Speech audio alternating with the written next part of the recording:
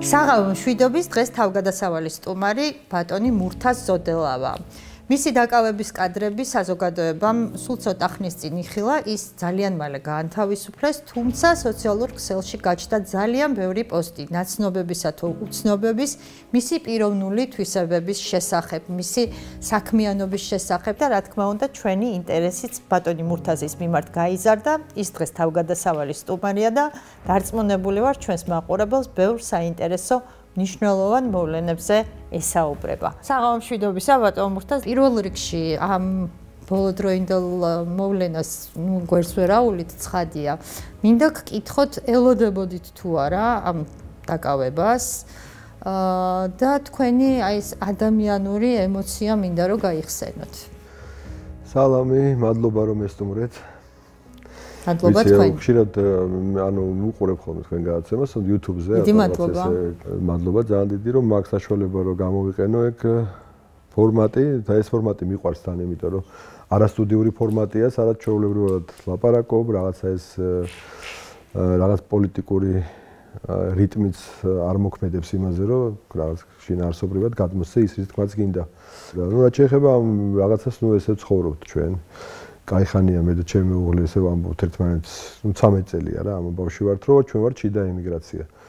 ეს შიდა ემიგრაცია კიდე რას ნიშნავს? იმას ნიშნავს, რომ ხარ კეთროვანი, ბევრი თავს გარიდებს, იმიტომ რომ რაღაცა უსიამოვნება რაღაცა პრობლემა არ ქონდეს, ამიტომ ნუ ამ შეგრძნებით ცხოვრობთ ჩვენ ისევე როგორც 100,000-ობით ადამიანი პროდასავლელი საქართველოს მოქალაქე, რომელსაც აქვს შეგრძნება, რომ რაღაცა ცუდად არის საქმე და რაღაც კარგად და რაღაც კეთროვანება, რაღაც პოლიტიკური შეხედულებების შეცვლა, გამოცვლა, ამ ამბავში ჩაერგეს და ბიძინა ამას ივანიშვილი, დავარქოთ პირდაპირ თავის სახელი, ხელისუფლება ჭყალებშია რა თქმა უნდა, ეხლა არა მარტო ჩემთვის ეს დიდი ხანია ასე არის. და განსაკუთრებით და პირველ რიგში იმიტომ რომ ჩვენ ეს შეგრძნება გაგვიჩინა. ჩვენ ანუ იმ ადამიანებს, ვისაც 51 არ შემოგვიხაზია და მუდმივად გვაქვს ჩვენი პოზიციის რაღაცა სიმყარე, რომ ქვეყანა არ შეიძლება იყოს პრორუსული, უნდა პროდასავლური, ამას დიდი ისტორია აქვს, ამაზე მომცემ საშუალებას კიდე ბევრს ვილაპარაკებ, იმიტომ რომ ჩემი სრულწლოვანებაც ეგრე დაიწყო. იმიტომ რომ სრულწლოვანებამდე რამდენიმე დღით ადრე დაიწყო ომი აფხაზეთში. მე ეგ ნანახი მაქვს, როდესაც ვიღაცას დიდ ძალას უნდა რომ საქართველო იხილოს ქართველების გარეშე. შენ ხარ ამის ნაწილი, შენი სრულწლოვანება ამით იწყება. ვიღაცამ დიდმა ძალამ გადაწყვიტა, რომ ჩვენ იქ არ უნდა ვიყოთ. საქართველოს იმ ნაწილში, რომელსაც ქვია აფხაზეთი, ქართველები არ უნდა ცხოვრობდნენ და ეს განხორციელდა სამწუხაროდ ნაწილობრივ ეგ, ნაწილობრივ კი არა, ყოველ შემთხვევაში სოხუმი ასეთია დღეს სამწუხაროდ აქ არიან ქართველები ცხადია, მაგრამ ისინი ქართულად საუბარს ერიდებიან და ვერ ქართველობენ, იმიტომ რომ ეს იქ სახიფათოა. ეს მოდელი, რომელიც მე ვნახე იქ და ამას ეს გრძელდება უკვე ძალიან დიდი ხანია და მე მხოლოდ მე არ ვარ, მე ამ შემთხვევაში ვსაუბრობ როგორც ერთ-ერთი აფხაზეთის ქართველი, ანუ აფხაზეთის კვირა დევნილი, ესე ვთქვათ. მას შემდეგ მაგ ეს შეგრძნება, რომ თითქოს ეს რუსული ტანკი მოყვება ლაიტმოტივად ჩემ ცხოვრებას და საქართველოს ცხოვრებას მოდი ესე ვთქვათ რა. კი, ნამდვილად ეგრეა. თუმცა იცით კონკრეტულად რა ემოცია მაინტერესებს თქვენი არ ვიცი, შესაძლებელია მივწდები, თუმცა გამიგია ესეთი რაღაც, რომ აი ძალოვან სტრუქტურაში მომუშავე ადამიანები რა დროსაც არ უნდა ემუშავა ამ ადამიანს, ხო? რაღაცნაირად სხვანაირი პატივისცემა არსებობს ერთმანეთის მიმართ. ასე გამიგია ყოველ შემთხვევისთვის.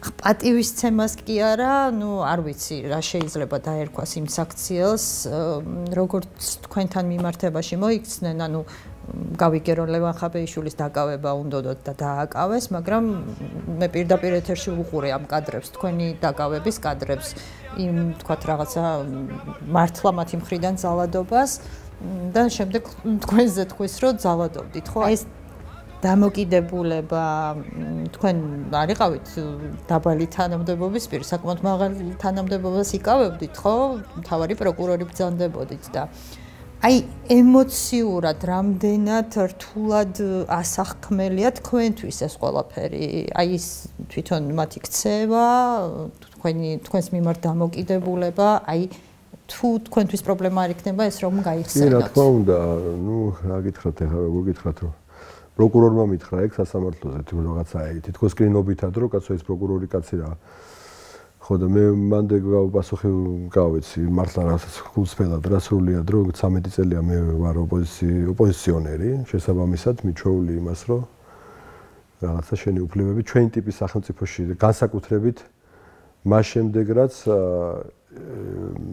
ივანიშვილმა გადაწყვიტა რომ საქართველოსგან გამოძერწოს რუსული ტიპის სახელმწიფო სადაც ოპოზიციონერი უდრის უფლებას უდრის იმას ვინც არ არის ბოლომდე ადამიანი ну მოკლედ თელი ეს იცის ჩვენ მაყურებელმა ვინც ახლა ეს არ არის სიახლე არ არის ბევრს ეს გამოუცდია სამწუხაროდ ამიტომ როგორ გითხრათ რა ემოციურად კი რა თქმა უნდა ჩემი ტელეფონი წამართვეს და ამაზე რაღაც გავჭედე ადამიანურ ენაზე რომ ვთქვათ და მქონდა ეს ემოციური მაგრამ ну ვინდა გითხრათ არის რაღაცა თქმა უნდა სწავლობებში არის არსებობს რაღაცა ზღვარი რომელიც არ უნდა გადაილახოს მაგრამ ეს პირობითია რა თქმა უნდა და ამ პირობითობასაც აქვს რაღაცა თავისი ალბათ ხანდაზმულობაც თუ როგორც იტყვია რა დიდი ხანია ამათ ნერვებს უშლიდი განსაკუთრებით მას შემდეგ რაც 2018 წელს ჩავერთე აქტიურ ოპოზიციურ სამეგრელოში როცა ამ რეგიონში ჩვენ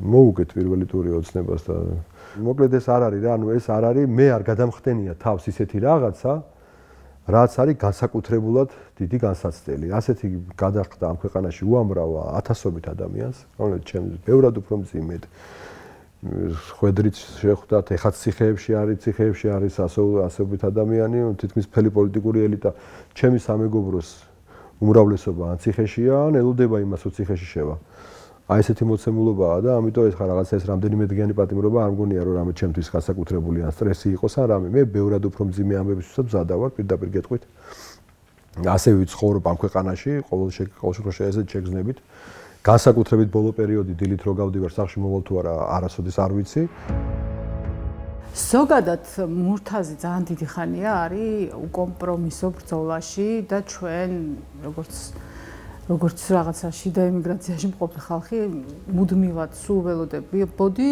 2012 წლიდან მოყოლებული საქმეც იყო აღძრული და რაღაცნაირად აი ამ მოლოდინში გამოწრთობა მოხდა ჩვენი ერთგვარი და ბუნებრივია კი ველოდებოდი ყოველთვის მაგრამ არა ესეთი ფორმით და არა აი ესეთი რაღაცა ყაჩაღურით თავდასხმის სახით ამას არ ველოდი ნამდვილად ეს რომ დავინახე ბუნებრივია ძალიან იმოქმედა ამათგანაც არ ველოდი აი ესეთ რაღაცა ბრუტალური მეთოდით თავდასხმას ადამიანზე მით უფრო როდესაც არავით არის საჭიროება ამის მათაც კარგად იციან რომ ასეთი საჭიროება მის მიმართ არ არსებობს ხო ეს ხო არ არის რაღაც ბანდიტი ყაჩაღი და ასე შემდეგ ხო და ამან იმოქმედა ბუნებრივია მიუხედავად იმისა რომ როგორც გითხარით ველოდი კი საერთოდ ერთი წამით არ მეპარება ეჭვი იმაში რომ რაც არ უნდა დიდი ფული კონდეს ვიღაცას ვინც არ უნდა იყოს ის რაოდენ დილის საგარეო ძალები ხარს არ უჭერდნენ საქართველოს ვერასოდეს ვერავინ ვერ დააჩოქებს ჩვენ ვართ იმ ისტორიის მქონეები რომელსაც ივანიშვილი კი არა ხალხო რა ვიცი რაღაცა რეგიონალური მასშტაბის მონსტრები ყავს გადატეხილი და მოგიდეთ დასაფლავებული და ვიპანაშვიძე მე ვენოკის დაადეს პირობითად ვიძახი ეს სხვანაირად ჩვენ დამოუკიდებლები ვერ ვიქნებოდით დღეს მაშინ როდესაც ჩვენს ირგვლივ ძირითადად არის სახელმწიფოები რომლებიც არიან დემოგრაფიული რაღაცა ბუმის შედეგად წარმოქმნილები 100 მილიონზე ნაკლებიანი მეზობელი სუორი ყავს და დარჩენი ყველა მონსტრია და ეს არ არის შემთხვევითი ხო ამიტომ სუდი პერიოდია მძიმე პერიოდია უნდა გავიაროთ ესეც განსაცდელია ასეთი განსაცდელი ბევრი გაგვივლია უამრავი ადამიანი მეგულება მარტო ის კი არ მე ვისაც ვიცნობ და ბევრს ვიცნობ ძალიან კომუნიკაბელური ვარ და ძალიან ბევრ ადამიანს ვიცნობ ამ ადამიანებში ხო უმრავლესობა მზად არის იბრძოლოს და არ დანებდეს და მთელ საქართველოში ესეთი ვითარებაა ესეთი ხალხი აქტიურობს და ასხივებს იმას რომ არ ეშინიოთ ქალბატონებსაც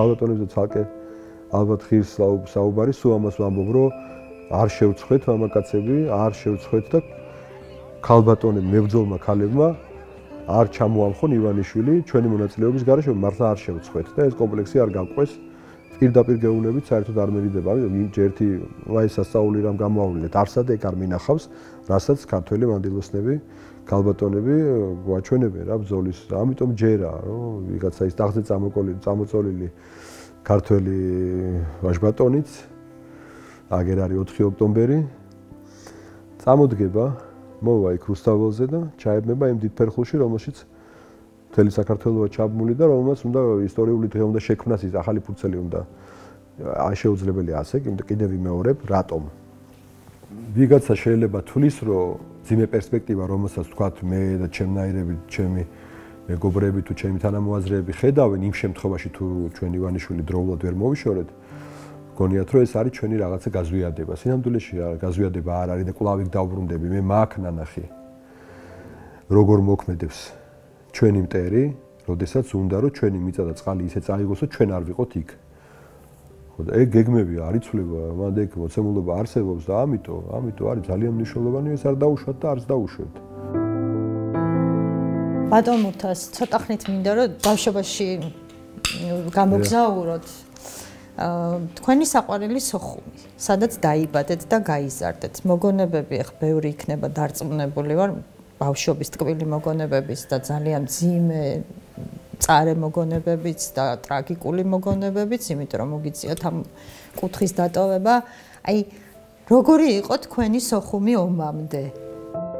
მე დავიბადე სოხუმში და სკოლა თითქმის ბოლო წელი, ბოლო კლასი ომი იყო რა და ამ დაბომბების ქვეშ რაღაცნაირად ესე, მაგრამ ეგ სოხუმი განსაკუთრებით ჩვენი სოციუმისთვის. სოხუმი იყო მულტიკულტურული, ბევრი ეთნიკური ჯგუფი ცხოვრობდა, სხვა ეროვნების, მაგრამ ჩვენ ვიყავით რაღაცნაირად როგორც დიდი ოჯახი, არ ვიცი, იყო რაღაც შეგრძნება როგორც ჩანს იმისი, რომ რაღაც საფრთხეები, ქვეცნობიერი ალბათ კოლექტიურ ქვეცნობიერში, ამიტომ ქართველებს ჰქონდა აი ესეთი განსაკუთრებული დღემდე გვაქვს სხვადასხვა დღემდე ჩვენ ისევ როგორც სანათესაო კავშირები ხო ვიცით ეხლა ყველა რაც არის ქართველებისთვის ნათესაობა და ასევე ჩვენთვის ოხუმელებისთვის იმავე სიბრტყეზე დგას ის ჩვენი სამეგობრო და სამეზობლო და ეს ჩვენი რაღაც სოციუმი რომლებიც იქ გავიზარდეთ ბავშვები მშობლები ნათელ მირონი ერთმანეთში რაღაცა ეს განსაკუთრებული ის იყო მოკლედ რა ეს შეგრძნება იმისა რომ იქ მტერი რაღაცას მოინდომებდა ეთყობა იყო 80-იანებიდან უკვე მოყოლებული და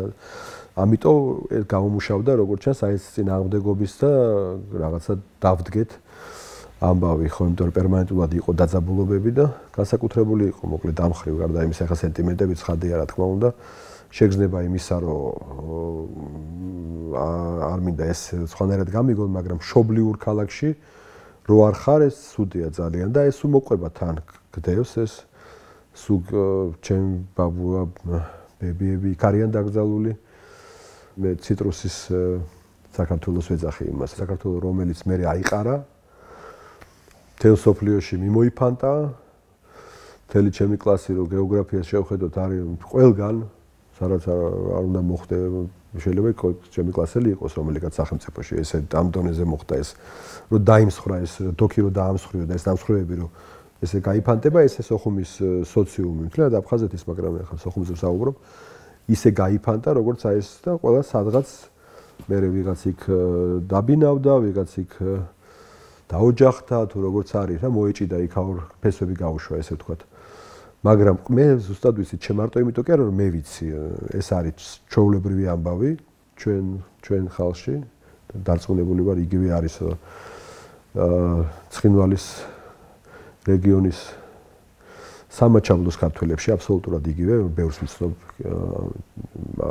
ამ რეგიონიდან ჩვენი საქართველოს გულიდან წამოსულ ადამიანებს ასევე იძულებით გადაადგილებულებს ყოველთვის ჩვენი რაღაცა სამომავლო გეგმა უკავშირდება იმას რომ როგორ ვრუნდებით იქ რას ვაკეთებთ იქ ესეც ცოტა შეიძლება ვიღაცისთვის ურცუდად მოხდეს მაგრამ თუ ვიღაც ფიქრობს რომ ქართველი ერის და აფხაზეთის მიწის კონტრაქტი უნდა გაწყვიტოს იმან უნდა იცოდეს ზუსტად რომ მინიმუმ 300,000 ადამიანი ჩვენ მეტი ვართ უკვე იმიტომ რომ შვილები ეს დიდი მასაა ქართული სერიოზული ნაწილია ორგანიზმის ქართული ეროვნული ორგანიზმის დიდი ნაწილი ძალიან ეფექტური ძალიან კრეატიული ალბათ ესეც არ არის საიდუმლო რომ აი ამ სხრევის პროცესში და ამ განსაცდელის პროცესში მე გამომუშავდება იმას, კი არ ვიცი რომ ვიღაცაზე უფრო ნიჭიერია, ესე არ არის ცხადი, არა ესე არ თვლი, უბრალოდ იმ მოცემულობამ, იმ გარემოებამ, სირთულეებმა გამოიმუშავა ბევრი სხვა სკილები, საჭირო სკილები ბიზნესში, სხვაგან და ეს ძლიერი ბირთვია, ამ ბირთვს მოუწევს საქმის დაჭერა. ეს არ არის ესეთი რაღაცა, რომ ვიღაცამ დაჯდეს რაღაცა სოლოლაკში ან სხვაგან და თქვას, რომ იცი რა, მოდი ეხა ჩვენ ესე გვირჩევნია, თავის კიბილი არ კონდეს და კარგად მაყუთი ვიშოვოთ, მარტივად რო ვთქვათ და ამიტომ ახლა ამ რუსებსაც ესა ჩამოვართვათ ხელი და იყოს მაგათი. ესე მარტივად არ იქნება, იმიტომ რომ ეს ამ კონტრაქტის გაწყვეტა ნიშნავს იმას, რომ ჩვენც მაშინ სხვანაირად შევხედავთ იმ ადამიანს და უყურებთ უკვე ასე, იმიტომ რომ ის ასხივებს იმას, ისე ივანიშვილს აუბრობ არავის სხვაზე. ის თითქოს ასხივებს იმას, რომ მას შეუძლია მიიღოს ასეთი ტიპის გადაწყვეტილებები, ისე რომ ეს არ გაითვალისწინოს. მას ასე აწყობს, არ ვიცი, რაღაცა როგორც ამბობენ, რაღაცა დიდი წილით შევიდა მეღვინეობაში და აი ამ სანქციების არიდების კონკრეტულ სქემებში დიდ ფულს აკეთებს და რატომღაც შეიძლება ეს თავში და მოუვიდა აზრი, რომ ამ ერთ ადამიანს შეუძლია ასეთ დიდ თემებს ეთამაშოს მისი პირადი სარფიანი სარგებლის სანაცვლოდ და ამ ადამიანს პირდაპირ ვეუბნები, ესე არ არის ჩემო კარგო. ჩვენთან გექნება საქმე კონკრეტულად და ჩვენ ვართ ძალიან ბევრ სხვადასხვა ქვეყანაში სხვათა შორის დიდი გავლენებით და ჩვენ არ დავთმობთ და არასოდეს არ შევეგუებით, მაგრამ ვიღაცამ ჩვენს ნაცვლად თქვას, რომ იცი რა, ეს ენგური რაღაცა საქართველოს საზღვარი ხო არ გავხადო, რომ მე ჩემი ცხოვრება გავიმარტივო, როგორც ის ესე ფიქრობს და ხანდახან ამას ასხივებს, ან თვითონ ან თავისი თანაგუნდელების მეშვეობით. თქვენ ისაუბრეთ, რომ მე ჩემს საკუთარ თავზე გამოვცადეო სისასტიკეო, რუსული სისასტიკე. 15 წლის იყავით, ხო? და 15 წლის ასაკში მოგიწიათ სოხუმის დატოვება. და თბილისში ჩამოსვლა. ის პერიოდი მინდა რომ გაიხსენოთ, რამდენად რთული იყო ახალ გარემოსთან თან თქვენ ანუ აფხაზეთიდან წამოსულ ხალხს ეს თავისნებით არ გაუკეთებია, ხო? ძალიან ბევრი ისე წამოვიდა იქიდან, რომ ელემენტარულად ის რაღაცა ფოტოებიც კი ვერ წამოიღო, ხო, ხალხმა სხვა დანარჩენზე არ მაქვს საუბარი. აი ეს პერიოდი მინდა რომ გაიხსენოთ, აი როგორი იყო ახალ ქალაქში, ახალ სიტუაციაში, იმ გაჭირვებულ პერიოდში თბილისში თავის დამკვიდრება. კი, მარტივი არ იყო, რა თქმა უნდა. მიუხედავად იმისა, რომ ბევრი ნათესავი ყავდა აქ და რაღაცნაირად გვერდში გვედგან ყველანი როგორც შეეძლოთ ეს იყო რა ძალიან დიდი დოზით ყველას მადლობა ამისთვის. ომის დაწყების რამდენიმე დღესაც გავიხსენებთ რა იყო ეს და როგორ ჭირს. კი, ძალიან მაინტერესებს. როგორ ჭირს ახალ მძიმე რეალობასთან შეგუება მიმღებლობა, რომ ეს რაღაცა მოხდა. წარმოიდგინეთ, დაიწყო ომი.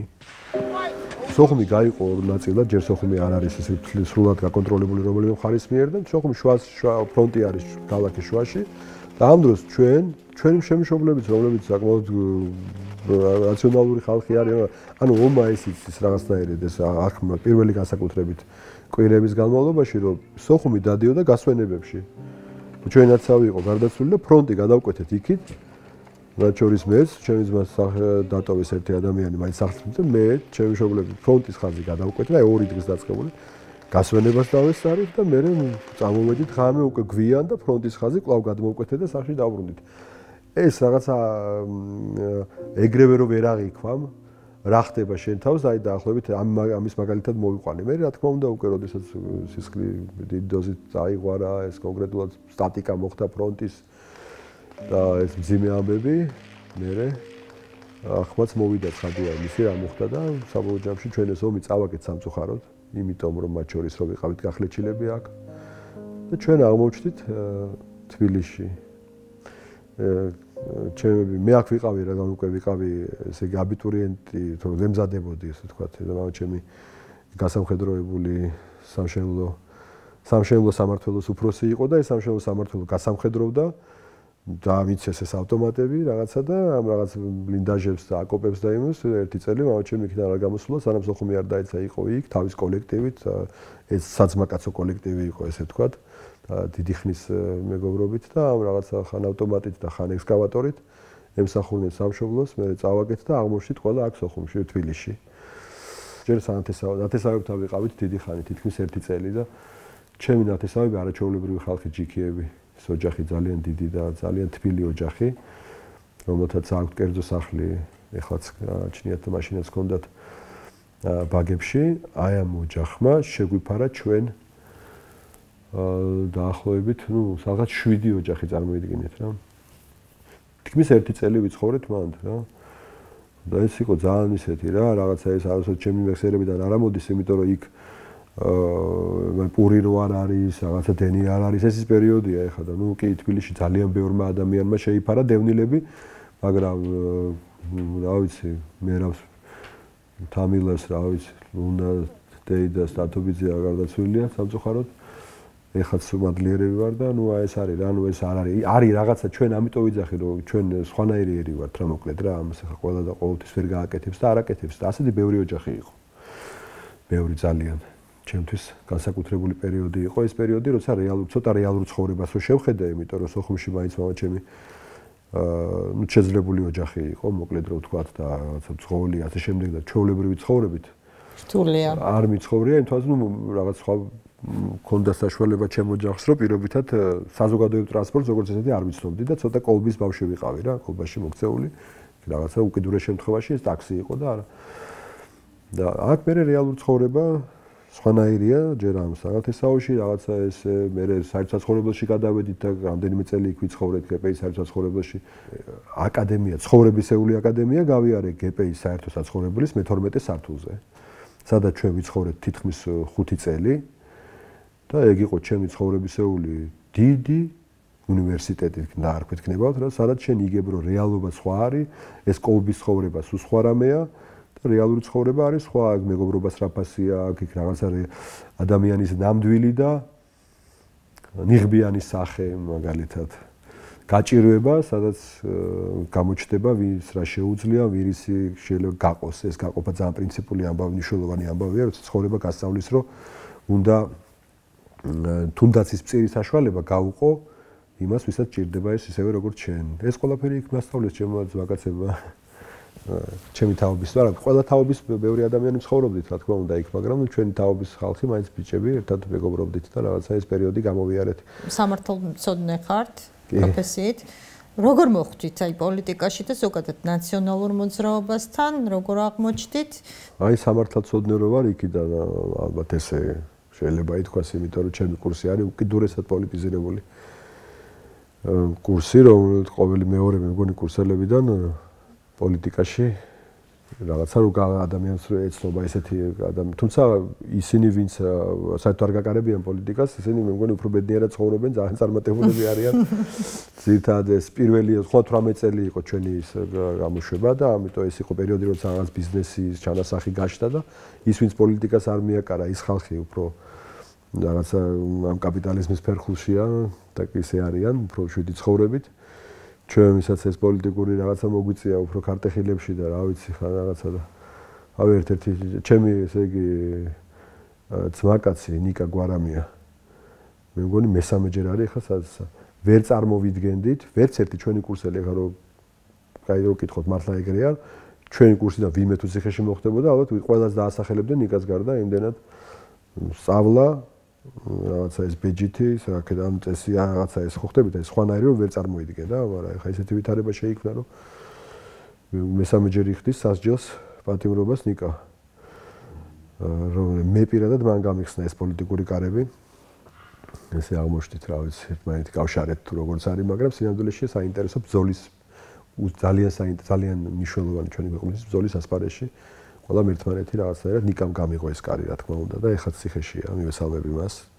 მივესალმები და ხნეობას გამოხვალ ნიკა ქართველი ხალხი გაიმარჯვებს და აუცილებლად ბიზინა ჩვენ ვერ დაგვაობებს ციხეში, ეგ ნახდად ვიცი რა. 98-ში დავამთავრე, სიმართლეს გეტყვი რა, მაშინაც იყო სულ ვიმედობა და სულ ვიყავი ტვინის ბურღი მე, ჩემ მეგობრებს ვეუბნებოდი, აი ყველას კახასან ჯაფარიძეს გოგას ნემსოს რა, მოკლედ ვინც იყო ჩვენ სამეგობრო, რომ წავიდეთ ჩვენ აქ არაფერი იმიტომ რომ ის იყო ეს რაღაცა ნეპოტიზმი და რაღაცები დაკეტილი იყო, სოციალური ლიფტები არ არსებობდა მოკლედ მაგ დროს რა და ეხა მე რაღაც დევნილი, ნიკა დევნილი, ნუ რა ვიცი ხა ელიტას დაკლებად ეხა არც ერთი არ ვეკუთვნებოდით, არ ვიყავით რა, ანუ არ ჩვენ თანამდებობას არავინ არ მოგცემდა, არც გვიყიდიდა ოჯახი რა, არც კახას და არც გოგას და არც არავის. ხო და ეს სულ მქონდა ეს ბუნებრივი რომ წავიდეთ იქნებ რაღაცა და ევროპისკენ მქონდა სულ ეს ისა და ნუ რა თქმა უნდა ვერ ავიყოლია ამ ამბავში რაღაცა ესე აღმოჩნდა რომ შემოურჩით და შემოურჩით მერე რაღაცნაირად რომ შევხედეთ რომ რა რაღაცა გამოჩნდა მიშა რომელიც ესე რომ მე შევცვლი მე ამას ვიზამ და ეს იყო ჩემი სრულიად აპოლიტიკური ვიყავი აბსოლუტურად მაგრამ ამ პროცესში შევედი ნუ რევოლუციამდე ანუ არჩევნების პროცესში და აი აქედან დაიწყო ეს დიდი გამარჯვება რომ ჩემ გამარჯვება გქონდა ახმული აბსოლუტურად არაფერი პარტიული თანამდებობა მე არ მქონდა და მიშა საერთოდ არ ვიცნობდი მაგრამ აი ესე ჩემად და ესე იყო ჩემს იგივე ყველა თვლიდა რომ ეს ჩემი გამარჯვება იმიტომ რომ ადამიანი ახლა როგორია ხო ერთხელ დევნილი აგერ და ჩამოვედით აქ ვართ და ეხლა ისევ აქ რო ხარ პატარა ბიჭი და ისევ ფიქრობ იმაზე რომ სხვაგან გადავიხვეწო და ეხლა ეს თემა რომ მოიხსნა და რაღაცა სოციალური ლიფტები გაიხსნა რომ სხვა ვითარება შეიძლება ყოველ შემთხვევაში ყოველ დერეფნის ყოველ მოსახლეობაში ქრთამს არ გთხოვდნენ და ეს სულებები დაიწყო რაღაც ინფრასტრუქტურა რაღაცა გაჩნდა როგორ გითხრა რა ანუ 93-ში დაიწყო ჩვენი სტუდენტობა 2003-4 წლამდე ისე ვიცხოვრეთ ჩვენ სამეგობრომ რომ ფაქტიურად წელიწადში ერთხელ თუ მოხდებოდი ისეთ დაბადების დღეზე ან რაღაცა ღონისძიებაზე სადაც ჩვენი საპირისპირო სქესის ადამიანი იქნებოდა ანუ გოგო არ უშვებდნენ რა გოგოებს მარტივად ძალიან ყოფითად ვიძახი რა აი ესეთი ცხოვრება იყო ჩვენი ახალგაზრდობა იყო ეს რომ ბიჭები თუ ვითამაშებდით პრეფერანს ჯოკერს დავლევდით ეს გოგოები გადამალული ყავდათ მშობლებს ის რაღაცა რამე არ დაემართოთ ამათო და აი ესე იდიოტური სრულიად წარმოუდგენელი ალბათ დღევანდელი ახალგაზრდები თუ გიყურებენ ალბათ არ დაიჯერებენ მაგრამ ესეთი ცხოვრება იყო და ჩაბნელებული რაღაცა შავები უნდა გწმოდა ქუჩაში თუ გახვიდოდი მაინც და მაინც რაღაცა ვითომ ბლატნოი თუ რაღაცა შავი ფიზიონომიას თუ არ მიიღებდა ახალგაზრდა თვლიდა რომ ის ხერპლი იყო ხერპლი ვარ გამختار იყო ასეთ ვიზუალით უნდა ეს კოშმარი იყო მოკლედ რა და აქედან ახლა ვისენდოებოდა აკოფნა ყველას იყო რომ გავიდეთ რაღაც სახედავდი კი და სხვათა შორის ჩვენი თაობის ძალიან ბევრმა ადამიანმა დატოვა იმ პერიოდში ქვეყანა ეს იყო დიდი გადინების პერიოდი ძალიან დიდი გადინების პერიოდი მაშინ ჩვენ სისხლისგან დავიცალეთ დიდი დოზით სამწუხაროდ მე რაღაც დიდი ხანი დაგჭირდა რომ რაღაცა ეს შევსება მომხდარიყო და ეხლა ისევ იგივე ფაზაში ვარ ბატონ მურთას წინა ხელისუფლების დროს თქვენ ძალიან ბევრ პოზიციაზე მუშაობდით ბოლოს იყო მთავარი პროკურორის პოსტს იკავებდით აი თქვენი გადმოსახედიდან რა არის თქვენი ყველაზე დიდი მიღწევა რა იყო რას თვლით დიდ მიღწევად მიღწევად რა იცი ხო რაღაცა მიღწევა მე დავამატებდი რა კიდე აი დღეს როდესაც უყურებთ აი დღევანდელი ხელისუფლების პროკურატურას აი ჩემთვის სასამართლო პროცესებზე ხო როდესაც დავდივარ და ვესწრები რა ვიცი არ მინდა არავის შეურაცხყოფა მივაყენო მაგრამ აი მარიონეტებად არიან ეს ადამიანები ქცეულები ამაზეც მინდა თქვენი შეფასება მოვისმინოთ რაღაცა მაგდენი უტიფრობაც არ მაქვს რომ მაგმართულებით ძალიან გავიჯეჯილო და გითხრათ იმიტომ რომ სასამართლოს ნაწილში ჩვენც არ ვიყავით ანგელოზები გეტყვით და საერთოდ არ მეშინია ამის თქმის მაგრამ ნუ იმ პროკურატურაზეც გეტყვით რა თქმა უნდა ხო კი ანუ ეს იცით როგორი ვითარება რა არის მოდი ესე ვთქვათ მაშინ რა არის პროკურორი ეს შეიძლება ბევრი პროკურორმაც არ იცოდეს სამწუხაროდ და პროკურორი არის სახელმწიფოს ადვოკატი ეს არის მისი ფუნქცია მარტივად რო ახსნათ ანუ სახელმწიფო ნებისმიერ ინდივიდს შეუძლია დაიქირავოს ადვოკატი და იმას ადვოკატი მის ინტერესებს მოიმსახურება იურიდიულ კომპანიას პირობითად სახელმწიფოს ასეთად ყავს პროკურორი ნებისმიერი პროკურორი არის სახელმწიფოს ადვოკატი რაღაც ნაწილ კორუფციული გამოძიების ნაწილში რომ გაძარცულია სახელმწიფო და დაიბრუნოს ეს ქონება რაღაცა მოახდინოს შემდგომ ანუ ამაზე რეაგირება მოახდინოს პირობითად ვიღაცამ კანონი დაარღვია და ამ შემთხვევაში კანონს ემსახურება რომ კანონიერების თვალსაზრისით იყოს სახელმწიფოს ადვოკატი და ეს არის მარტივი ფორმულა თუმცა ეს ეხა როგორი რაღაცა არის იმავდროულად პროკურატურას მოყვება საბჭოთა კავშირიდან ეს რაღაცა სხვანაირი აღქმა რომ ეხლა ტერმინი ოფშინაძორი თქვენ არაფერს არ გეტყვით, მაგრამ საერთო ზედამხედველობა რომელიც იყო, ანუ პროკურორი იყო გავლენიანი საბჭოთა კავშირში, იმიტომ რომ შეეძლო ნებისმიერი მიმართულებით პასუხი მოითხოვა ყველასთვის. ზოგადად ვიღაცასთან შესულიყო თქვა კომპანიაში, მაშინ სახელმწიფო კომპანიაში და ეთხოვა, აბა მითხარი, აბა რას აკეთებ და კანონიერება აკეთებ თუ არა.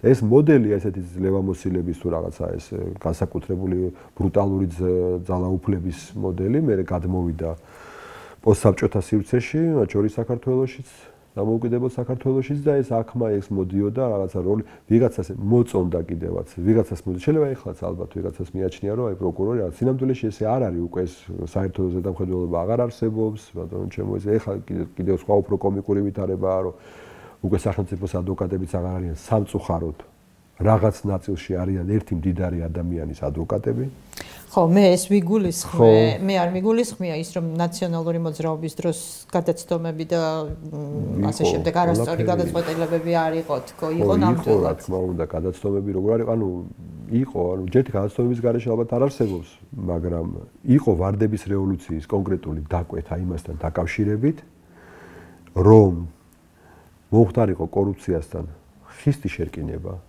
უკანონო დაუსაბუთებელ ქონების სახელმწიფო საკუთრებაში დაბრუნება იყო ასევე მოთხოვნა ქართველი ხალხის აი რაღაცა საერთო ქაოსთან შერკინება ასევე იყო დაკვეთა იმ ხალხის რომელმაც ეს ვარდების რევოლუცია შვა ქართველი ხალხის რა და ამ დაკვეთით იმოძრავა სისტემამ სახელმწიფომ და რაღაც მომენტში ალბათ შეიძლებოდა რაღაცა მოქმედებების უფრო შერბილება მაშინ როდესაც ეს დაკვეთა სტატიკური ხო არ არის ეროვნული დაკვეთა რაღაცას რო უკვეთავს ის არ არის სტატიკური თქვა მოგცა მანდატი პირობითად აი რაღაცა პერიოდით და ეს მანდატი ცვალებადია რაც განწყობები იცვლება და რაღაცა თვალსაჩინოდ ის მანდატი მერე იცვლება სახეცვლილებას განიცდის და ეს სახეცვლილებები ამ დაკვეთის იყო როგორც ჩანს და ჩვენ რაღაცნაირად ვერ გაყევით ხო ცოტა ვერ ამოვიცანით ეს ამბავი თუ რაღაცა და ამ სიმკაცრეში ცოტა მეტი მოგვივიდა კი არა და შეიძლება რაღაცა მართულებით პრობლემები იყო რა თქმა უნდა სხვანაირად ჩვენ ვერ გადავიქცეოდით ოპოზიციად, ხო?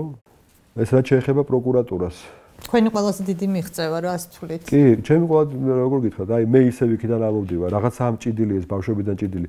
პარლამენტის წევრი ვიყავი, როდესაც პარლამენტმა უყარა კეჭი გენგესენგიდან გამოსვლას. ეს იყო ომის შემდგომ პერიოდი.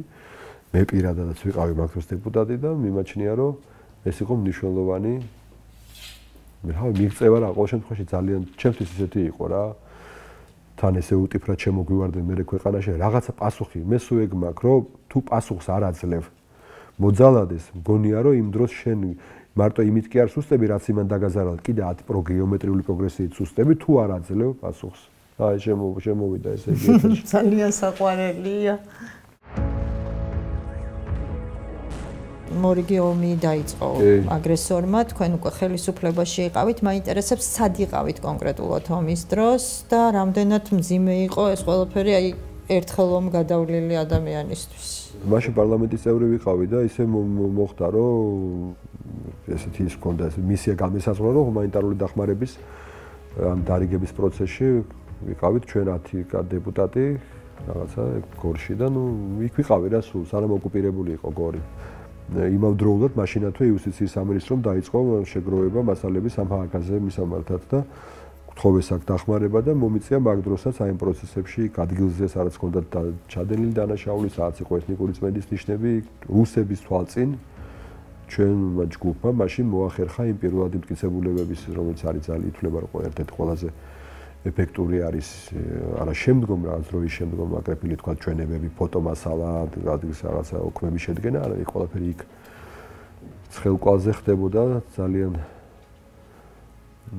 ისეთი იყო რა პროცესი და იგივე რავი რა გიქ სულ ერთ და იგივეა რა ყოველთვის მოდის ერთი და იგივე სახელმწიფო ჩვენი ჩილოელი ტერი მე ზოგადად ვერ დავარქმევ და ყოველთვის არის სულ ეგა რომ ჩვენი მიწიდან და წყლიდან აღყაროს და იქ გამოაცხადოს რაღაცა ეს პროცესი უმძიმესი პროცესი რომელიც თავისთავად არ გაჩერდება თუ არ შემეწინააღმდეგეთ. ჩვენ და მათ შორის არსებობს ბუნებრივი უფალმარად შექმნა ესეთი წინაღობა კავკასიონის დიდი უღელტეხილი. აი ამ კავკასიონის დიდი უღელტეხილის იქით თუ არ გადავდენეთ ეგ ხალხი, ეგენი არ დაისვენებენ და ამიტომ ეს არის უმნიშვნელოვანესი ჩვენი მისია. ეს ბუნებრივი ჯებირი გამოვიყენოთ იმისთვის, რომ არასოდეს მაგათ არ გაუჩნდეთ სურვილი, რომ ჩვენ მიწას ხალხს მოეპოტინონ და კვლავ არიოცნებონ საქართველოზე ქართველების გარეშე. ეს მისია შესრულება და ამ მისიას შეასრულებს აუცილებლად საქართველოს, ქართველიერი ამას შეასრულებს უბრალოდ, ამას ჭირდება არა რაღაცა თავზე ნაცრით წაყრა, არაფერი ეს უნდა გვესმოდეს რა, ანუ უნდა გვესმოდეს, რომ სულ არის სანამ ადამიანი ცოცხლობს, სულ იბრძვის. სანამ არ ვიცი კომპანია არსებობს, ის კომპანია სულ იბძვის და რა თქმა უნდა, სანამ სახელმწიფო არსებობს, სახელმწიფო სულ იბძვის. კი, არსებობს ომს აქვს რაღაც თარიღები აქედან აქამდე, იქიდან აქამდე, მაგრამ სინამდვილეში სულ ბრძოლა სულ არის, სულ ცხოვრება ესეთია რა, ანუ ველოსიპედები თუ არა ატრიალებ პედლებს, წაიქცევი რა. ან ჩამოხვალა კარგავი მაშინ იყო არაჩვეულებრივი დიდი თანადგომა დასავლური სამყაროსი, რამაც ჩვენ რეალურად ქართველი ჯარისკაცების გმირულმა წინააღმდეგობას პლუს დასავლეთის უპრეცედენტო მხარდაჭერა. ამან გადაგვარჩინა მაშინ ჩვენ არსებობა არ შევწყვიტეთ როგორც სახელმწიფომ და კვლავ გვაქვს საშუალება და ვიბრძოლოთ და ჩვენი რაც არის ჩვენ სოფლიოს რაც ჩვენად აქვს აღიარებული ის დავიბრუნოთ. ომი ცუდია, საშინელებაა, ძიმეა რა თქმა უნდა. სულ მაგ ესეთ შეგრძნება რომ აი ჩერქეზები მახსენდება ხოლმე, იმიტომ რომ ჩერქეზები იყვნენ ძალიან დიდი, ძალიან კულტურული, ძალიან ინტელექტუალი დიდი ხალხი, რომლებიც სახლობდნენ იმაზე უფრო დიდ ტერიტორიაზე, ვინმე ჩვენ ახლა სახლობთ. ეგ ხალხი ფაქტიურად გადაგვარდა, გადააშენეს რუსებმა და იმ ტერიტორიაზე, იმ გეოგრაფიაში ახლა რო შეხედოთ რუკას რო დახედოთ, ესეთი სახელწოდებები არის. ვერხნი, ნიჟნი, სევერნი, იუჟნი რაღაცა. აი ესეთი თითქოს წაშალეს, ეს კვალიც წაუშალეს, გესმის და აქედან თუ არ გამოვედით არ იქნება კარგი ამბები რა. რა თქმა უნდა, ვერავის მილიარდი, ვერავის ვერ უშველის იმ მილიარდერსაც ესე შეახრამუნებენ, იმიტომ რომ იმას ყავს ბევრად უფრო დიდი მილიარდერები. რა ვიცი, რა არის მისთვის ახლა ივანიშვილი თავი 7 მილიარდით ეგეთი იმაში ბოდმოსკოვიეს ბარვიხაში სახლობს ალბათ 200 წალი რა. არ არის ეგ ამბავი, ეგ არ არის დაცვის საშუალება. დაცვის საშუალება არის ჩვენ სახელმწიფოს გაძლიერება და ერთმანეთთან შუღლის შეწყვეტა. ბატონ მურთაზ, აი ახლა ყვებოდით რომ ჰააგისთვისო მასალებს ვაკრავთ ცხელი, როდესაც იყო ეს ყველაფერი და თქვენი თვალით გაქვთ ხო ნანახი ეს ყველაფერი ორჯერ თან ერთხელ არა. აი როცა გესმით ადამიანებისგან ერთმორწმუნე რუსეთი, ომი საქართველომ დაიწყო და ეს მსგავსი რაღაცე ბოდიში უნდა მოვუხადოთ ეს წარმოუდგენელი. რა ემოციას იწვევს ეს ყველაფერი თქვენში? ვიცი დაახლოებით, მაგრამ თქვენ მინდა რომ მოგისმინოთ. რუსებს ვიცნობ კარგად, იმიტომ რომ სოხუმშიც იყო ეგეც ჩემი სკოლა, რომელშიც ვსწავლობ, მე-15 სკოლა იყო, ერთი შენობა, სადაც ქართული სექტორი ერთ ფლიგელში ვსწავლობდით, მეორე ფლიგელში რუსული სექტორი სწავლობდა. ვიცი რა, მათი ნატურა რაც არის, არ ვიცახი ახლა მარტო ქსენოფობია არა ვარ ნამდვილად, მაგრამ მაგ ხალხს აქვს სხვა ფსიქოლოგია. მაგ ხალხს თუ არ დაუდექი, უფრო აგრესიული ხდება. ესეა რა, ეს ვიცოდით ეს ჩვენ პირველივე კლასიდან მქონდა შემეცნებული. ესეა რა, არ უნდა დაუთმო და უნდა აჩვენო რომ არ გეშინია. თუ აჩვენე რომ გეშინია, დამთავრებულია შენი ამბავი. და ეს არის მთავარი ახლა ამას თუ გადმოვიტანთ ამას ამ დღევანდლობაში. მე საერთოდ არ მგონია რომ ქართული ოცნება არის, საერთოდ ქართული ოცნება, ჩემთვის ქართული ოცნება ყოველთვის იყო ქართული შიში. შიშია და აი ამ შიში რა ვიცი, ძაღესუნი დააყენა შიში საქართველოში. აი ამას ბუსტავენ შიში, გვეშინოდეს და ეს შიში გახდა იდეოლოგია ოცნების, გახდა მესიჯ ბოქსი, გახდა ქცევის მოდელი, რომელსაც ის თავაზობს. შიში დამოკემსა იდეოლოგია მოკარგა, ოქროს ზაფით კი არ მოკარგა, შიშის ზაფით მოკარგა. და აი ამაში როგორც ბლაბუდაში ისე გახვია ერი და თუ არ გავაკეთ კარი, ფანჯარა და ეს შიში, საშინელი შიში არ გავანიავეთ, ჩვენ ძიმე პრობლემები გვექნება, იმიტომ რომ იმათ შიში თუ რუსი შიში გრძნობს, ხდება უფრო აგრესიული, უფრო უტიფარი და უფრო დაუნდობელი. ეს რაც ბავშვობიდან ვიცი და დანახი მაქვს მე თვითონ და ჩვენ იქ ბავშვებს ქონდა გამომუშავებული ჩვენი წყინვალე მიდგომა. და მშვენივრად ვიყავით იქ, ჩვენ არ გვეშინოდა მოკლედ რა, ცოტა იქ საპირისპირო მხარეს უფრო ეშინოდა ხოლმე, მიუხედავად იმისა, რომ ისინი რაოდენობრივად მეტი იყვნენ ჩვენზე. ამიტომ თუ ეს მოდელი არსებობს, უნდა ეს მოდელი გამოვიყენოთ. მართველი პარტიის იდეოლოგია თუ არის შიში და ამის გარეშე თუ ვერ მართველი პარტია, ანუ თulis რომ ვერ იქნება მართველი, ვერ იქნება მხოლოდ სიტუაციის ჭერი, მაშინ ეს არის კატასტროფისკენ მიმავალი გზა და ამ კატასტროფაში ჩვენ არ უნდა გადავიჭეხოთ რა, ამიტომ ეს ბევრმა უნდა ვილაპარაკოთ. არ არსებობს არანაირი ქართული ოცნება, არსებობს ქართული შიში. და ამაში ცხოვრება არის საშინელება. გეთანხმებით, ამაში ცხოვრება არის საშინელება. თქვენ მოგიწიათ ხელისუფლების შეცვლის შემდეგ რაღაც გარკვეული პერიოდი უკრაინაში წახვედით. 2 წელი ვიყავი უკრაინაში. ხო, რა იყო მთავარი მიზეზი ქვეყნის დატოვების და აი იქნებ გაიხსენოთ უკრაინაში ცხოვრების პერიოდი. კი, ეს იყო მე როგორც ვიცი, ოლიგარქებთანაც გქონდათ იქ რაღაცა კვეთა. კი.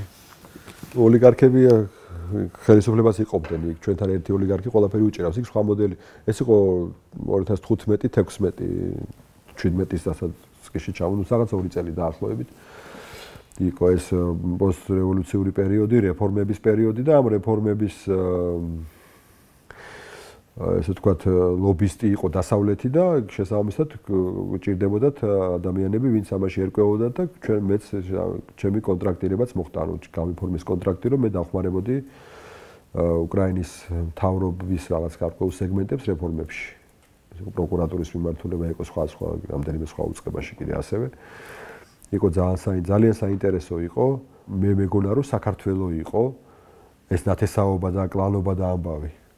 სინამდვილეში აღმოვაჩინე რომ იქ ყოფილა უფრო დიდი დოზით. კუმავსტოს ეძახდნენ ამას და დაქსელილი იყო აი ამ ურთიერთ რაღაცა ამ კუმავსტო, ანუ აი რაღაც ნაცნობ მეგობრობა თუ რა ნათესაობას, პლუს ასევე კიდე რაღაცა ეს სხვა რაღაც კომპონენტია, კიდე რაღაცა ახლობლობა, რომელიც ამას ავსებს.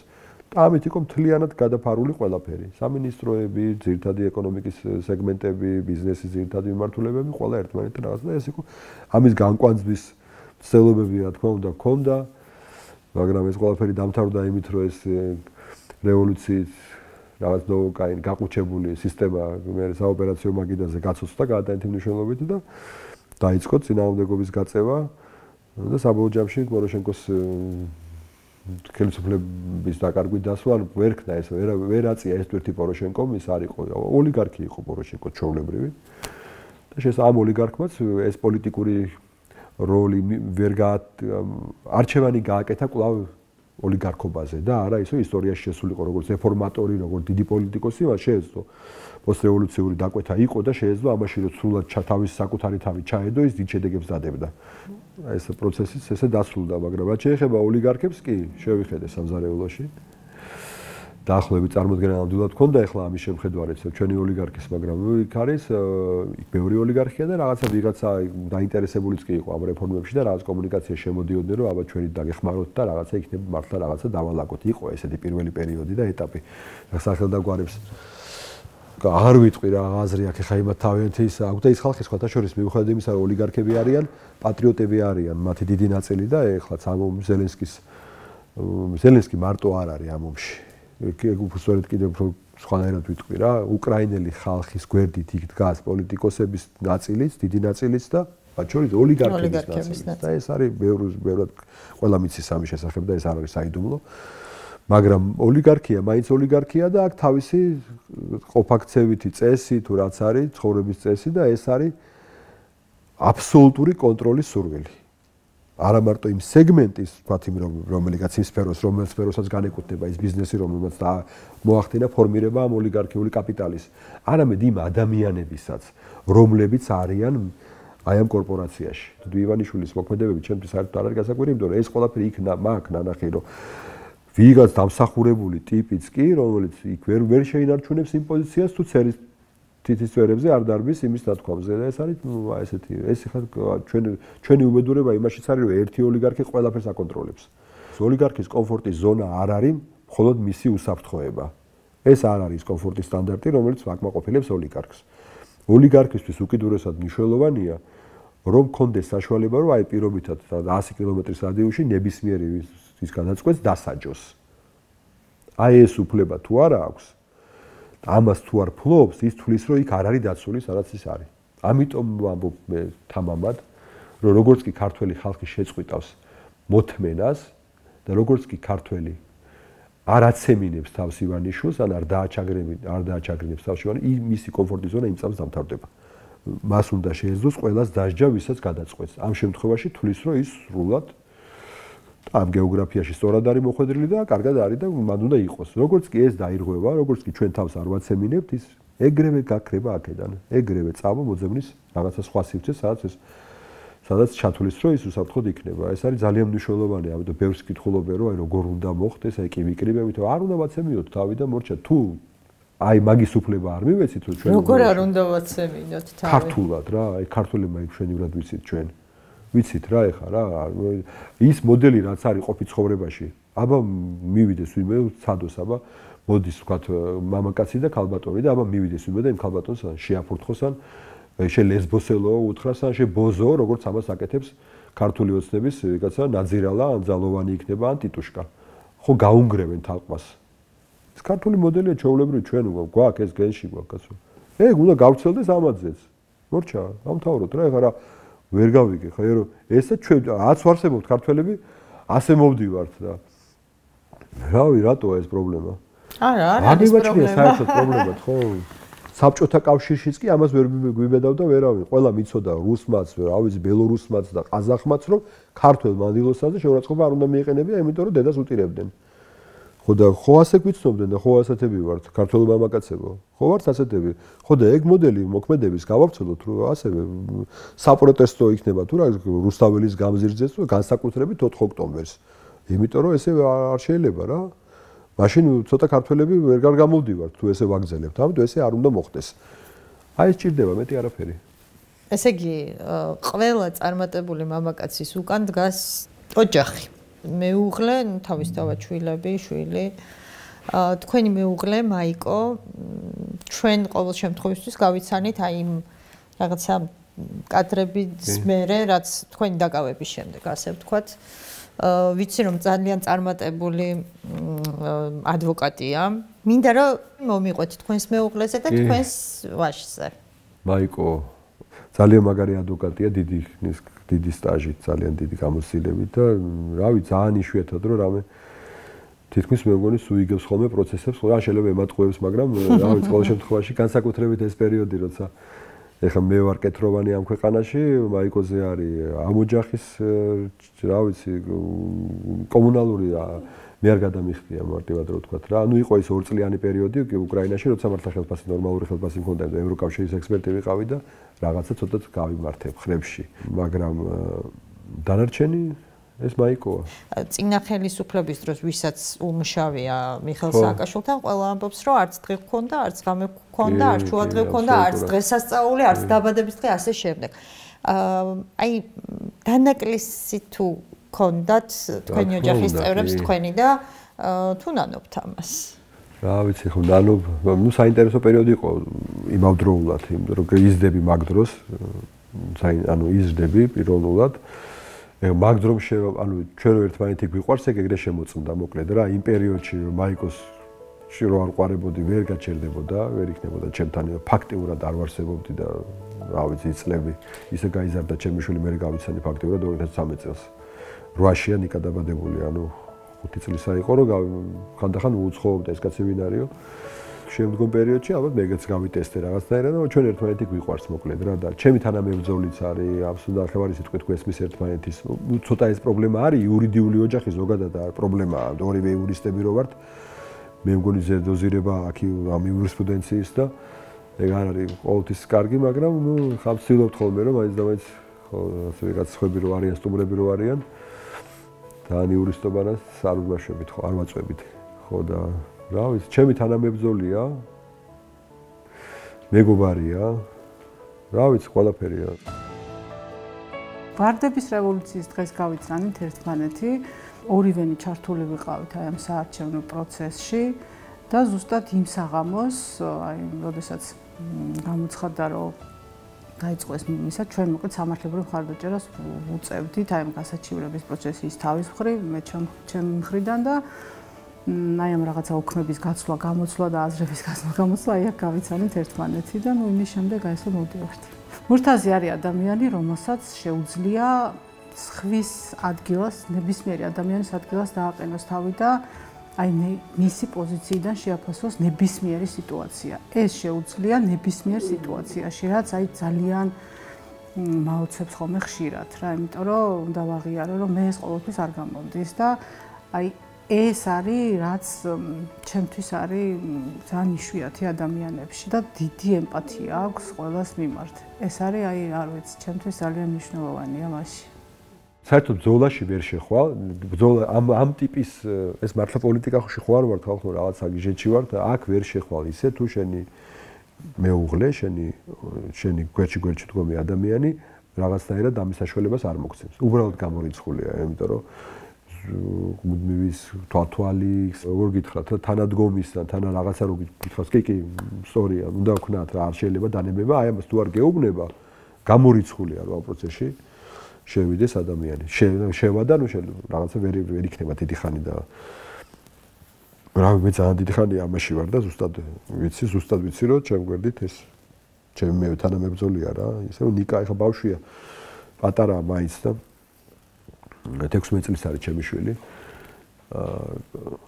ნუ რაღაცეებს ეხა იგებს ხადია, მაგრამ მე ვცდილ მაინც რომ რაღაცა იყოს ამ სასკოლოს რაღაცა პერიოდი მაინც ხოდეს მე კი დამიმძიმდა, თორე სკოლის პერიოდი ჩემი აი მე 9 კლასის ჩათვლით იყო არ ვიცი ლაღი, ადამიანური და ის მე სულ მომყვება ის რომ არ ვიძახი რა ეხა მე განსაკუთრებული კი არა, მაგრამ ბოღმა რო არა ვარ. ალბათ ესე ვფიქრობ მე რაღაცა ჩაციკლული, რაღაც დაკომპლექსებული თუ არა ვარ, ალბათ იმიტომ რომ მქონდა კარგი ბავშვობა. და ეს ალბათ ეს მაინც მინდა რომ კონდეს ამას ადამიანურ ლაღი, ეხა მე ამას იმას ნიცებში და იქ მე ვერ დამყავს ჩემი შვილი და ძირითადად თვითონ მუშაობს კიდევაც ეს აფხულობით ბანაკის მასწავლებელია. რაღაცნაირად ცხოვრება სხვანაირად, ანუ ისე არის, ყოჩაღი ბავშვია, მაგრამ ვცდილობ რომ მე ხელოვნურად პოლიტიკა არ მოვახვიო, თუნდაც ეს პერიოდი კონდეს ფორმირდეს. იმ პოლიტიკაშიც მნიშვნელოვანია, რომ თქვა თუ ბრძოლაში თუ რაც გინდა დაპირისპირებაში, რომ ბოღმიანი არ უნდა იყო, მოკლედ მნიშვნელოვანი დაკომპლექსებული არ უნდა იყო, იმიტომ რომ არ არის რა, კარგი ამბავი და აი ამას ვფიქრობ, რომ სწორს ვაკეთებ, რომ ეს ხელოვნურად პოლიტიკას არ ვახვევ თავს. ისე შინაგანად ეხა ესეთი პოლიტიზირებული სიტუაციაა, რომ რა თქმა უნდა, ესენ ყველაფერს ხვდებიან, დადიან აქციებზე დადიოდა ძალიან ინტენსიურად, სანამ ეს იყო რაღაცა ის ფაზა, ის 5-8-იანი ფაზა, მთელი კლასი მოდიოდნენ და ეს პოლიტიკა მაცხოვრებაში შემოვარდა დიდი დოზით, განსაკუთრებით ბოლო 2 წელი. ბოლოსკენ უნდა წავიდეთ და რაღაც რო გისმენთ, ბევრი ადამიანი აღნიშნავს, რომ აი, როდესაც გისმენენ, რაღაცნაირად იმედი ეძლევათ. აი, ამდენი ხანია უწყვეტი პროტესტი მიდის ხო რუსთაველზე. ამდენი სინდისის პატიმარი ყოს. თქვენი თქმის არ იყოს, ყველა თითქმის პოლიტიკური ლიდერი პატიმრობაშია. ციხეში გამოკეტილები არიან ეს არაჩვეულებრივი ჩვენი შვილების თაობა, თან მართლა არაფრის გამო. როგორია თქვენი მოლოდინი 4 ოქტომბერთან დაკავშირებით? მე ძალიან ოპტიმისტი ვარ. იმიტომ კი არა რომ ბუნებითო საერთოდ არ ვარ ბუნებით ოპტიმისტი რომ იცოდეთ რა. ზოგადად არ მახასიათებს რაღაცა ვიყო რაღაცა ზედაპირულად ოპტიმისტი, ეგ საერთოდ არ ვარ ესეთი. პირიქით უფრო მიცნობენ ჩემი მეგობრები და ჩემი ოჯახის წევრები, მაგრამ ეს ის შემთხვევაა, როდესაც ყველაფერი ამაზე მიუთითებს. ამ ყველაფერში იმდენი გარემოებაა ზედაპირზე არსებული, რაღაცა ის რაც ქვევით სიღრმეშია და ყველა ვერ ხედავს, მაგრამ მე ჩემი გამოცდილებით, დიდი ხნის გამოცდილებით იქაც ყოფნის ხელისუფლებაში, ოპოზიციაში და სხვა იქ სისტემაში ამ შემდეგ ყველა გარემოება მიუთითებს იმაზე, რომ ივანიშვილი როგორც ხელისუფლება არის დასრულებული. იმიტომ რომ საკუთარ სხეულს ჭამს, იმიტომ რომ მისი ყველა თანაგუნდელი გარწმუნებით ჩემზე მეტად დაინტერესებულია რომ ივანიშვილი ხელისუფლება არ იყოს. პირდაპირ გეუბნებით, ესეც ვიცი, იმიტომ კი არა რომ გამიგია ჰუმანიჩე გუმარითან ინტუიტიურად, არა ვიცი რომ ესეა. საიდან ვიცი? ვიცი რა. პატარაა საქართველო. და ყველასთან კომუნიცირებს და ზუსტად ვიცი რომ იმ ადამიანების ოჯახის წევრები, თვითონ ეს ადამიანები, რომლებსაც ივანიშვილი ეყნობოდა, სულ რაღაც აგერ 1 წლის წინ თუ რაღაც თვეების წინ ჩემზე მეტად არიან დაინტერესებული იმაში, რომ ივანიშვილი აღარ იყოს ხელისუფლების მაკონტროლებელი მჭერი თუ საერთოდ იყოს საქართველოში. აი ესეთი ვითარებაა. ამას დაამატეთ ის, რომ აბსოლუტურად არავისგან არ არიან აღიარები, როგორც ხელისუფლება, და აქ უნდა აღვნიშნო აუცილებლად ეს თვითონ ეს 4 ოქტომბერი შვა ამ ერთწლიანმა პროტესტმა. ღვიძლიშვილია რა, მოკლედ რა, აი ამ ერთწლიანი უპრეცედენტო პროტესტის და უნდა გვახსოვდეს ასევე, რომ უპრეცედენტო რამ მოხდა ყველაფრის დასაწყისში. როდესაც რაღაცა მანდატები ხომ იცა ივანიშვილმა ამ პარტიებს, რა თქმა უნდა სრულად გააყალბა. მაგრამ ის რაღაც ნახევარი ხომ მიუღდო და ჯერ არ ყოფილა საქართველოში. შემთხვევა, როდესაც მიგდებული ყველა ოპოზიციურ პარტიას უკან მიეყარა ივანიშვილისთვის და ეს მოხდა რა. ეს ხალხი რატო ციხეში რატო დასაჯა? იმიტომ დასაჯა რომ ვერაფერი კი გამოვიდნენ ეს ახლა ლელოს ლიდერები, მაგრამ ეგეც იჯდნენ. გამოუშვათ როგორც არის არავის არ ვაკნინებ რა მაგრამ ეს მართლა დიდი ამბავი იყო როდესაც მთელმა ოპოზიციამ უარი თქვა არ მიიღო ეს ისა მოცემულობა არც ერთ დეპუტატი არ შევიდა პარლამენტში მოკლედ და დაიწყო ეს მძიმე ხარტული ხალხი და მიიღო იმპულსი რომ პოლიტიკური ისტაბლიშმენტი ამ ზოლაში შედის შევა რა ანუ ჩემი არჩევანი აი ჩემი ეს მეორე შემოხაზე ამ ხალხმა მე არ მიღალატა და მოდი შევიდეთ და ერი ბერი ოპოზიცია თუ რავი ყველა ერთ ამ ზოლაში ერთად შევიდა და ეს ბრძოლა ამიტომ არის ესეთი ზანზარი და ესეთი турბულენტობა რაც ოცნებაში არის ხო მე ამას მოყვარი მათი ერთმანეთში კონფლიქტები რა თქმა უნდა ეჭვიანობა სანქციებმა როგორც ივანიშვილმა ფაქტიურად მისი აქტივი გაანახიერა გესმით და ივანიშვილი უნდა გვესმოდეს ხალხმა რომ ოლიგარქია და ოლიგარქისთვის ყოველთვის ყველაზე მნიშვნელოვანი არის მისი კაპიტალი ყველაფერი რაც დასავლეთში იყო ან დაყადაღებულია ან გაწითლებულია როგორც იტყვიან და შესაბამისად დაყადაღდება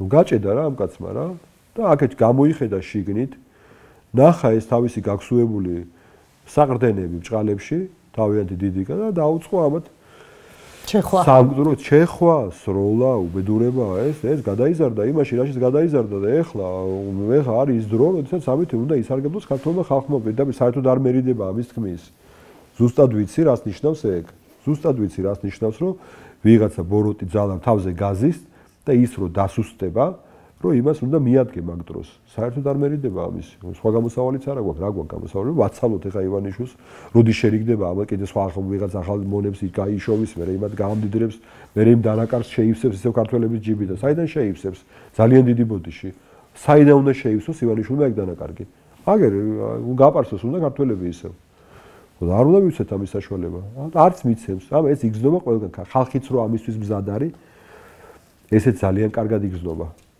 აი თორიმაც კი იცის რომ 4 ოქტომბერს მთელი საქართველო უნდა მივიდეს რუსთაველის გამზირზე. დიდი მადლობა საინტერესო საუბრისთვის.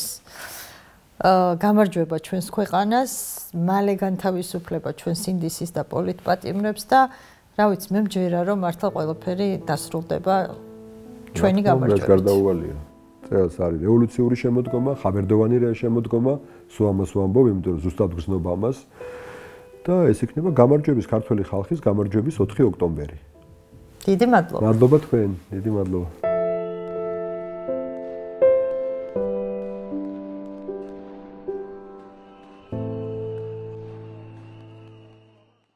თუ ჩვენი შინაარსი თქვენთვის მნიშვნელოვანია, დაგვიჭირეთ მხარი.